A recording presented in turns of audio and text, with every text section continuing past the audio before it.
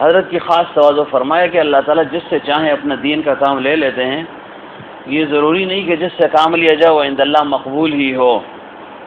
دیکھو چمار سے بگار لی جاتی ہے مگر اس سے چمار کا کوئی درجہ نہیں بڑھ جاتا، وہ اپنی جگہ چمار ہی رہتا ہے۔ ہمارا حال بھی یہی ہے کہ اللہ تعالیٰ اپنے بندوں کی کچھ خدمت ہم سے لے لیتے ہیں مگر اپنا حال ہم خود جانتے ہیں کہ ہم کہاں ہیں۔ درجہ تو اللہ کے نزدیک صرف عالم بعمل کا ہے۔ یہ حضرت کی تواضع ہے کہ مروت رحمۃ اللہ علیہ کی کتاب حیرت انگیز واقعات۔ تو فرمایا کہ اللہ تعالیٰ جس سے چاہے دین کا کام لے لے۔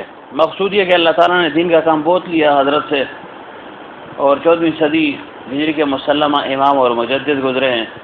ایسی تجدید حضرت نے فرما دی کہ شاید ہی اب قیامت تک کوئی اور مجدد پیدا ہو اور کسی اور مجدد کی ضرورت ہی پیش نہ آئے، یہ ہمارے اکابر کا فیصلہ ہے۔ ایسی تجدید فرما دی، ہر شعبے میں تجدید فرمائی ہے، جو بھی کمیاں کوتاہیاں تھیں وہ سب نکال دی۔ تو فرمایا اب کسی اور مجدد کی ضرورت نہیں پڑے گی۔ تو وہ مجدد زمانہ کیا کہہ رہے ہیں کہ اللہ تعالیٰ جس سے چاہے دین کا کام لے لیں، لیکن یہ ضروری نہیں ہے کہ جس سے دین کا کام لیا جائے وہ اللہ تعالیٰ کے ہاں مقبول بھی ہو۔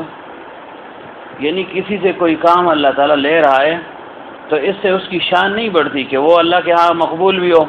کیوں؟ فرمایا دیکھو چمار ہے، بھنگی ہے، اس سے بھی بگاڑ لی جاتی ہے، لوگ اس سے بھی کام لیتے ہیں، اور وہ مشکل کام لوگوں کے کر لیتا ہے، پاخانے کو اٹھا لیتا ہے، گندگی کو اٹھاتا ہے۔ اب یہ کام عام آدمی نہیں کر سکتا لیکن وہ کرتا ہے۔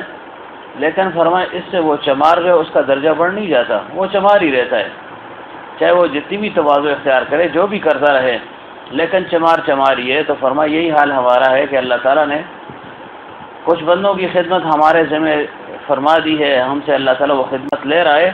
تو فرمایا ہم اپنے آپ کو خوب جانتے ہیں کہ ہم کس درجے کے آدمی ہیں اور کس مقام پر ہیں۔ اور فرمایا درجہ تو صرف عالم بعمل کا ہے، یعنی یہ اللہ والوں کی تواضع ہے اور فروتنی ہے کہ سب کچھ کرنے کے باوجود بھی اپنے آپ کو سب سے کمتر سمجھتے ہیں، اور یہی سلوک کا خلاصہ بھی ہے۔